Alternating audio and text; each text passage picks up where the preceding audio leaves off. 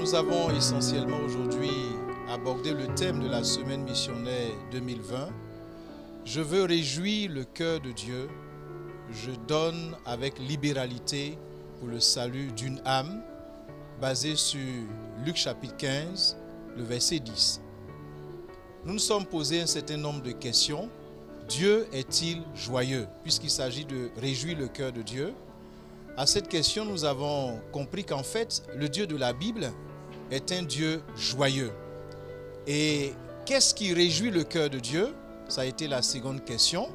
Nous avons aussi compris que Dieu se réjouit en lui-même. Dieu se réjouit de la perfection de sa création. Dieu se réjouit du plan éternel conçu pour sauver l'humanité. Et Dieu se réjouit aussi de ce que par le sang de Jésus, il nous a rachetés pour constituer son peuple. La dernière question a été, comment alors réjouir le cœur de Dieu, nous en tant que chrétiens de l'église SEMA de Côte d'Ivoire? À cette question, nous avons porté nos regards sur deux paraboles. La parabole de la brebis égarée et retrouvée, la parabole de la pièce de monnaie égarée et retrouvée, où dit qu'en fait, Dieu travaille au salut de l'humanité. Ce qui réjouit le cœur de Dieu, c'est le salut des âmes. Si donc, nous, chrétiens de l'église SEMA de Côte d'Ivoire, nous voulons réjouir le cœur de Dieu, il nous faut rejoindre Dieu dans son projet de salut pour l'humanité.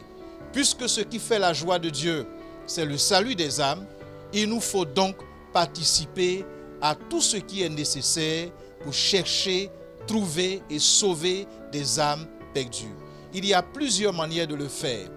Il y a ceux que Dieu appelle à plein temps, ce sont les évangélistes, les missionnaires, mais chaque fidèle de l'église SEMA est appelé aussi à chercher et sauver des âmes, en parlant de Jésus dans sa maison, dans son cadre de vie, dans son lieu de travail, mais aussi en priant pour soutenir les missionnaires, les évangélistes, mais aussi en donnant avec libéralité.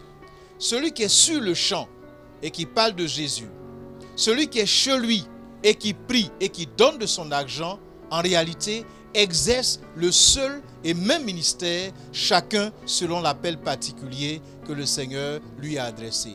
Si donc, au cours de cette semaine missionnaire 2020, chaque fidèle de l'église SEMA de Côte d'Ivoire donne au moins 1000 francs, nous allons avoir les ressources nécessaires pour prendre soin des missionnaires, pour équiper les champs de mission en termes de matériel d'évangélisation, en termes de temple, en termes d'achat de terrain, en termes de toutes sortes de besoins comme des moyens de déplacement pour que l'œuvre missionnaire soit consolidée et que nous puissions continuer ce beau ministère de prédication de l'évangile du salut que Dieu nous a confié.